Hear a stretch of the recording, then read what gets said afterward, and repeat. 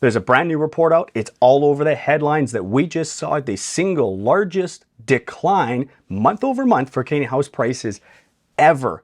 But how could this be possible? I just said in last month's Canadian real estate market update that we were seeing the pace of price declines slowing down. Did I lie to you? Am I just pumping the real estate market to sell more houses? We're going to be talking about that in this week's news recap. RBC has a new forecast out for when the Canadian real estate market is going to bottom out. Stats Canada is out with home ownership rates. Those are on the decline. Inflation numbers are out. That's on the decline, and a whole bunch more. That's just the tip of the iceberg. This is the most jam-packed weekly news recap I've done here. You're going to want to buckle up for this one. But first, let's start off with a terrible joke. You guys have always been asking for me to get back to the terrible jokes, so here's a good one for you. What do conspiracy theorists and Microsoft Excel have in common? They both spreadsheet.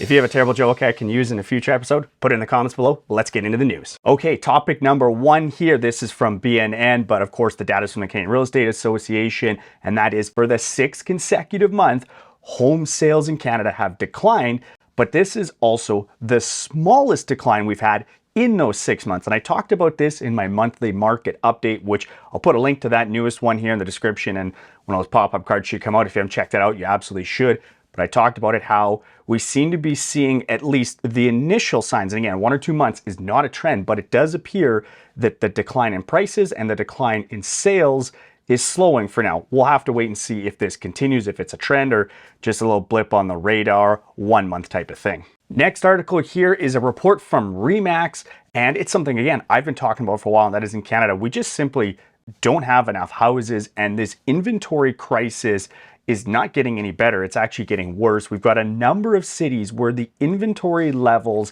are below 5, 10-year averages, in some cases double digit below where they should be. And that's just the factor of we've got an increasing population in Canada, and we simply don't build enough houses to keep up with that. And if you're kind of reading the headlines here, you're starting to see how the housing starts are slowing down. With rising interest rates, there's fewer builders that are jumping in and building product right now. So this problem is going to continue to get worse. This is a situation where we need a national approach to getting more houses built, and most specifically in the GTA and the Greater Vancouver areas. Those two areas of Canada are seeing the biggest supply shortage, but this is pretty much across Canada where we just don't have enough houses. Topic number 3 here is kind of an extension of what I talked about last week, where realtor.ca, they're making some big changes, and these are ones that I'm absolutely all in favor of. So last week I talked about how they're going to start showing sold data on realtor.ca again, more transparency. I'm all for that.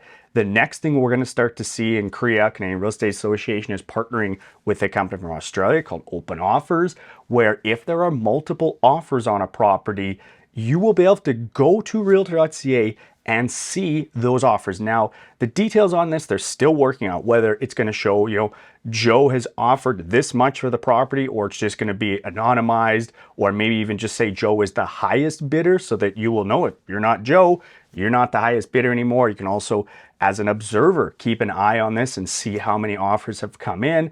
I'm all in favor of this. When we have more transparency and at least buyers are going to know how many offers they're competing against. Real estate agents can't play games anymore. You got to register all those offers. All in favor of that. How they go about this, again, details, they're still working on this, but I hope this comes to fruition. We see realtor.ca have sold price information as well as all the information for multiple offers. This is going to be awesome if they get this all done. Topic number 4 here is 𝗬𝗁𝗲𝗄. That is the organization that regulates a lot of the financial rules around buying a house, and specifically one of the things they put in place was the stress test. And they're making no bones about it. They are not going to be making any changes to that anytime soon. And I think with what we've seen with higher interest rates and interest rates going up very quickly here in Canada recently, that this stress test was a good thing. Now we're going to have to see in a few years of that continuation of these higher rates, if that holds true or not. I'm leaning to, I think we are going to see the stress test was a good thing. I'm glad it was put in, even though it really did hurt our industry for a while. it's showing it was a good tool. I've got a little insider information with high-ups in the mortgage industry saying that they're not expecting any changes at all on this either. So I think the stress test is here to stay. Topic number 5 here, RBC has a new forecast out. Again, these forecasts have been coming out pretty regularly and they've been changed pretty regularly as well. But RBC is projecting that we're going to see sales and prices bottom out in about the spring or middle of 2023. They're projecting that sales will be down about 23% from 2022 to 2021. That's not surprising at all. I mean, 2021 was insanely busy. Nothing even close to 2021 has ever happened. And even with sales down 20 to 25%, wherever it ends up, 2022 is still going to be one of the busiest years in Canadian real estate history. We'll have to wait till the year to see where it stacks up. I've been kind of feeling it's going to be probably number 2 or number 3. We'll have to see. They're expecting prices to continue to decline about another 14% by that mid-2023 time frame. Now, right now, we're down about 10 to 12%. So that would be a pretty significant decline if we end up seeing prices decline somewhere around 20 to 25% by the time this is all said and done. But when you look at the country as a whole, you're seeing very different situations. In Vancouver or in Toronto, prices are down, especially the surrounding areas are down a significant amount. Whereas places like Atlantic Canada, and more specifically the prairies, we're seeing a lot more strength. Those cities really haven't seen much change in price, maybe 0.5%, 1% down, and that's pretty typical for those cities to also see declines this time of year. So they're not seeing the same impact that Toronto and Vancouver are for prices. Topic number 6 here, we're going to talk about inflation real quick because those new numbers just came out this week. And of course, we saw the inflation rate at 7%. That's really high, but it is now 2 months in a row that we've seen inflation trending down. A huge reason why that is trending down though is because the cost of fuel, gasoline specifically, well, that has been coming down. Those core components, once you strip out the gasoline price as well, that hasn't changed very much at all. So we're still seeing stubbornly high inflation.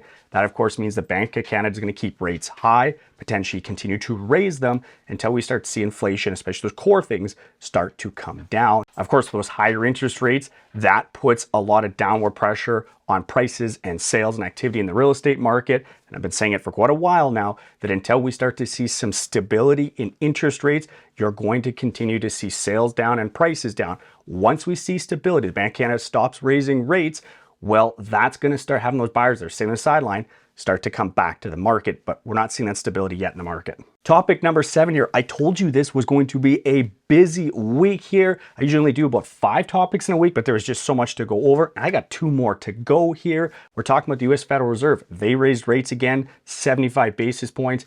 That brings them up in line with the Bank of Canada at 3.25%. Of course, the Federal Reserve, they're saying they're going to keep going here, and I believe them when they say that they're going to continue to do that. Now, before this year, I would often say that the odds of Bank of Canada raising rates higher than the Federal Reserve or before the Federal Reserve was very low. They'd only done it, I believe, 3 times ever before this year. And of course, now this year they've been raising rates ahead of the Federal Reserve quite a bit. So the Bank of Canada is still likely going to raise rates again in their next rate hike here coming up in about a month. But I don't know if we're going to see it, that 75 basis points or 1% like we've seen in the past. 0.5% is starting to look a little more likely. We've obviously got fears of a recession, and the loonie, the dollar here in Canada, has been declining. Most of that due to a stronger US dollar. So I think we're going to see a smaller rate hike, but still a rate hike here coming up in about a month. Topic number 8 here, and this is one of those ones where you got to go behind the headlines because the headlines talk about the Teranet benchmark price. This is put together by, I believe, National Bank of Canada, seeing the biggest decline that they have ever seen month over month. And they started this benchmark price, I believe, in about 1999. So the headlines are talking about how big this decline is. When you kind of dig into the data though, and they talk about this even in their own reporting, they track closings. And so that means that their data is typically 3 to 4 months behind what the Canadian Real Estate Association publishes and what we see in average price metrics, meaning that yes, this was the biggest decline, but it's probably more indicative of sales activity that was happening 3 and 4 months ago, where we were seeing average prices and the benchmark price seeing some of the biggest declines we've ever seen. So go beyond the headlines here. This data is maybe potentially a little bit older, but it's going to make the headlines talking about how it was the biggest drop ever. The last topic here, this one's hot off the press. It actually came out just yesterday. I was going to record this video yesterday, and then this came out, so I want to take some time to dig through this Stats Canada home ownership report, where they showed that in 2011, home ownership rates are about 69%. The 2021 census, that had dropped to 66.5. That's a pretty significant downward decline. And I've been talking for a while that I think home ownership rate was closer to 70, maybe even above 70%. So potentially I'm very wrong on that. There is a caveat though, and that's where you want to look at the data and when this was collected.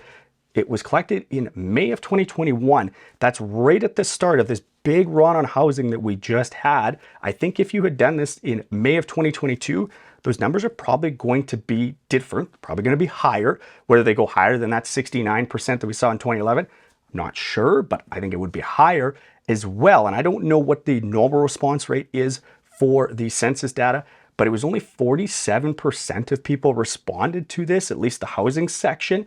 So we're not looking at a large percentage of the Canadian population, so I'm not sure if that skews the data or not either. Either way though, if home ownership rate is trending down, that's not a good thing.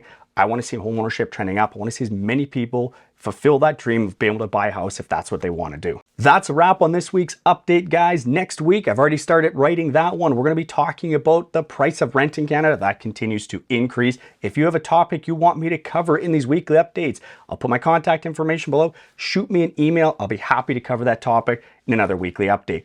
As always, thanks very much for watching.